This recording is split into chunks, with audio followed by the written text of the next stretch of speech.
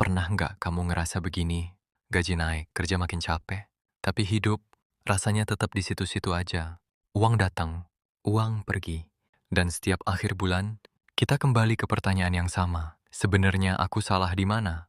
Ada yang bilang, makanya jangan cuma nabung, investasi dong. Tapi ada juga yang bilang, ngapain investasi?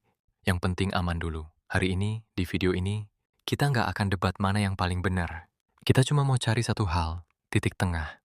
Karena masalah keuangan bukan soal kurang pintar, tapi seringkali salah urutan. Mari kita mulai dari yang paling dasar, tabungan. Tabungan itu bukan strategi kaya, tabungan itu alat bertahan hidup. Fungsi tabungan cuma tiga, dana darurat, kebutuhan jangka pendek, rasa aman. Tabungan ada supaya kita nggak panik saat sakit, nggak ngutang saat krisis, nggak hancur saat hidup berubah.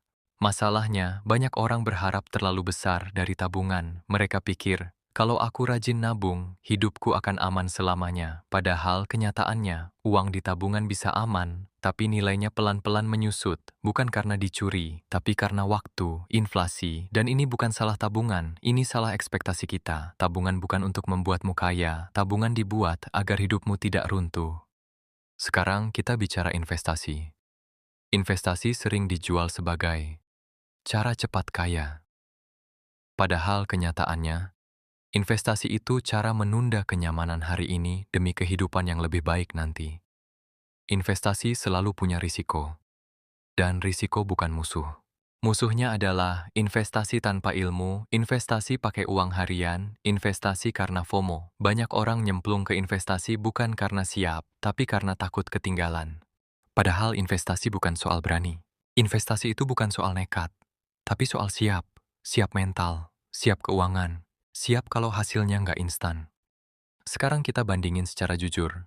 Tabungan, liquid, risiko rendah, tenang, tapi nggak tumbuh signifikan. Investasi, potensi berkembang, risiko lebih tinggi, deg-degan, tapi bisa melawan inflasi. Jadi, mana yang lebih baik? Jawabannya sederhana, nggak ada. Yang ada cuma, mana yang lebih cocok? Orang lajang, pengeluaran kecil, bisa mulai investasi lebih cepat. Keluarga muda, tabungan dan stabilitas jadi prioritas. Pekerja harian, tabungan adalah napas hidup. Bukan soal mana yang paling cuan, tapi mana yang paling masuk akal. Ini bagian paling penting dari video ini. Masalah orang bukan karena nggak investasi, tapi karena loncat tahapan. Urutan sehat itu begini. Pertama, kendalikan pengeluaran. Kalau bocor, sebanyak apapun penghasilan akan habis. Kedua,